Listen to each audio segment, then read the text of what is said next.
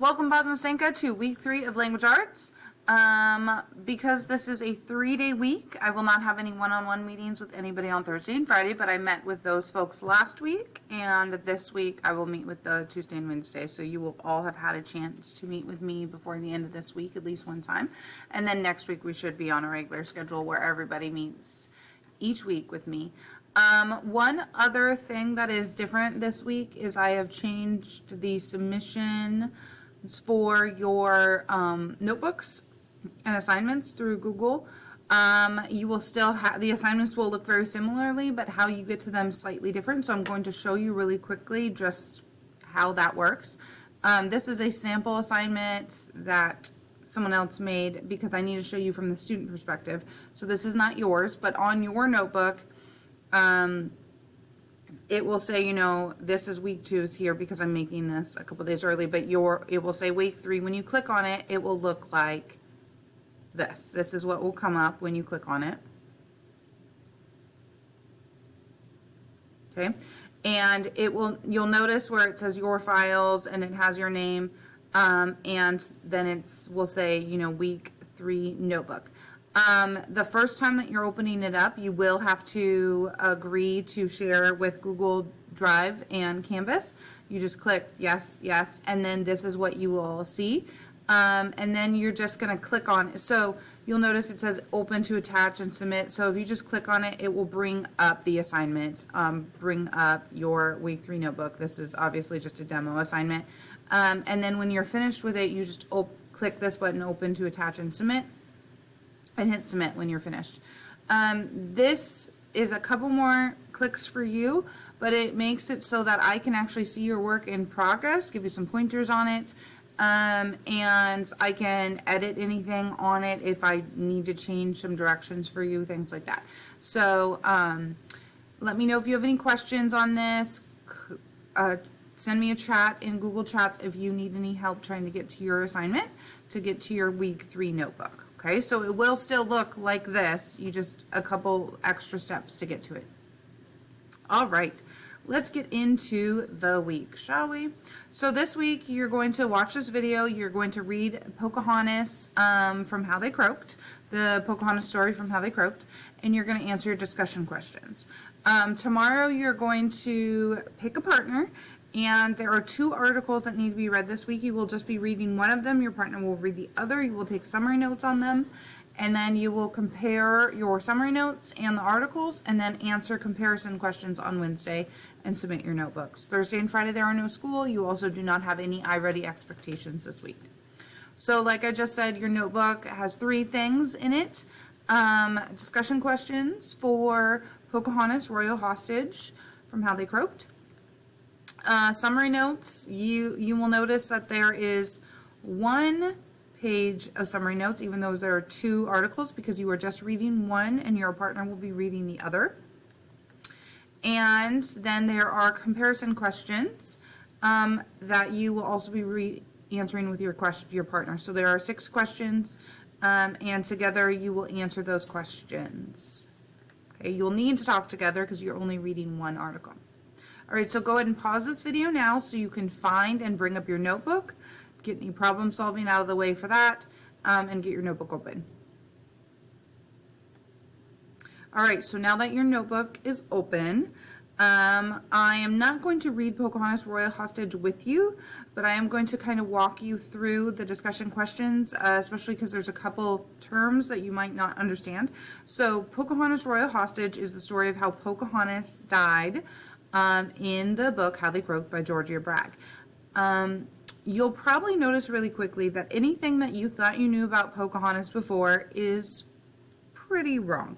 There are different interpretations about the true history of Pocahontas, which we will look at this week, but Pocahontas as the Disney princess that saved John Smith's life and, you know, was like this young woman, etc., that is not accurate. That is not what happened. So as you're reading Pocahontas Royal Hostage, I want you to answer these 3 questions. What did you think about Pocahontas before reading it that article proved wrong? So anything that you know about Pocahontas, like the Disney character version, the stories you've heard about her saving John Smith's life, her being this hero, her creating peace between the colonists and the Native Americans, her name itself, Pocahontas, any of those things that have sort of classically been taught about Pocahontas, what did you realize is incorrect about those after reading Pocahontas Royal Hostage, okay?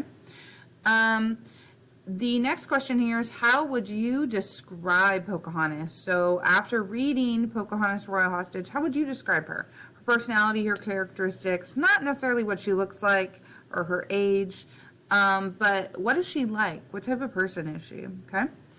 And the third question, this one might take a little bit of interpretation of some terms, which is why I wanted to go over this with you. So in the story, Pocahontas Royal Hostage, Georgia Bragg describes Pocahontas and her trip to London, and she says that London is uncivilized. Okay, that's uncivilized.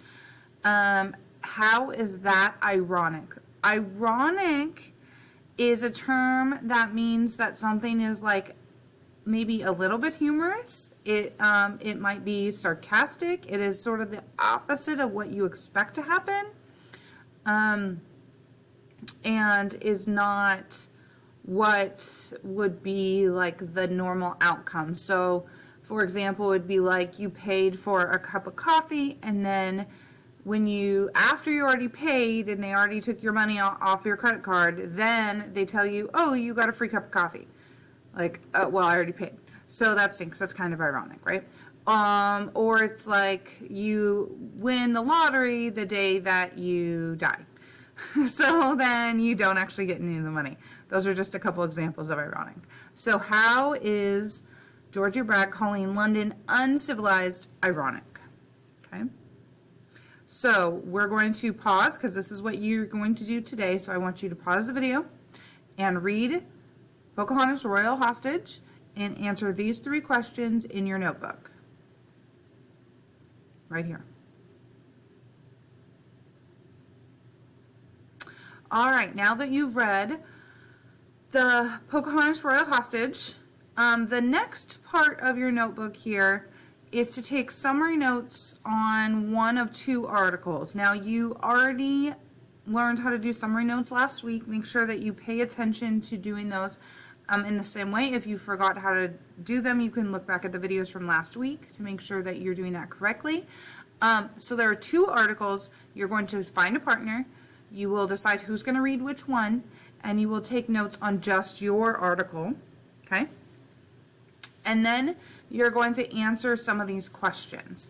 So the next part of this video is I'm going to go over some argumentative techniques and this idea of articles so that you have some idea of what you're looking for when you're answering those questions, okay?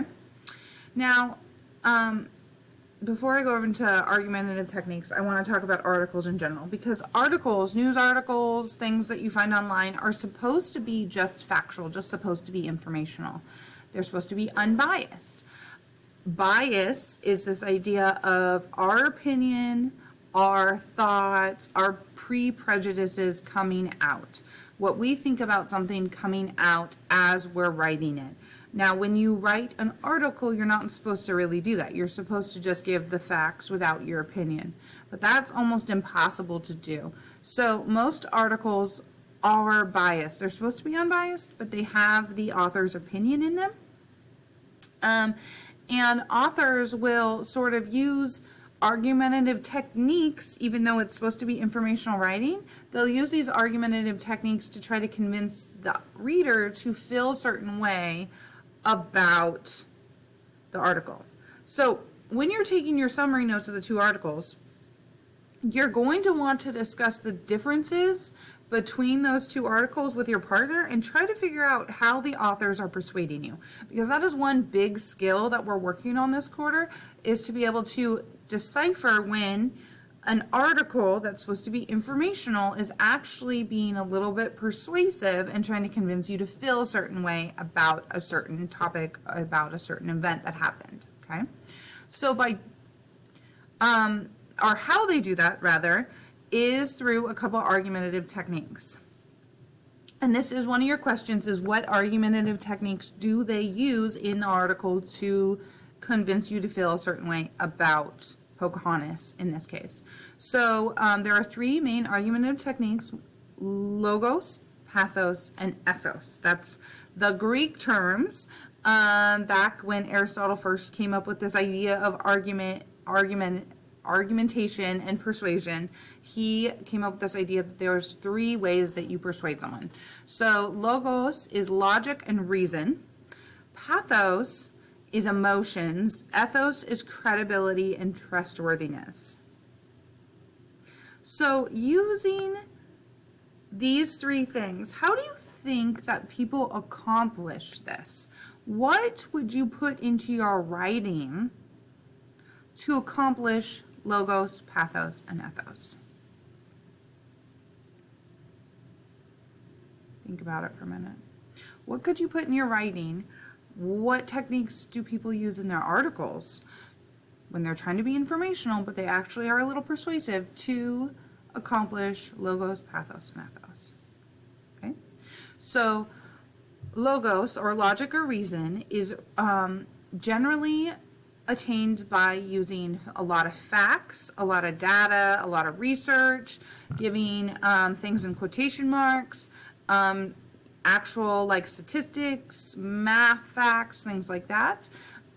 There's also things like specific rhetorical techniques, which we'll get into later on, but the one that is used most often that you will probably recognize and you can actually start using now is if then, like if this is true, then this is true. That is using logic to convince people of things, okay? So logos uses a lot of evidence and if then statements. If this is true, then that is true. Trying to convince people with their brain to think through and believe something is true. Pathos is to evoke emotions. The easiest way to evoke emotions is to use those emotionally charged words that we've discussed a few times. So using terms that sound really, really positive around an idea or really negative towards an idea is going to convince you one way or the other if you think that you are going to think this is positive or negative. So if you read an article and you're like, well, that was really positive, that's because they used positive terms. They used emotionally charged terms that were more positive as opposed to emotionally charged terms that were more negative.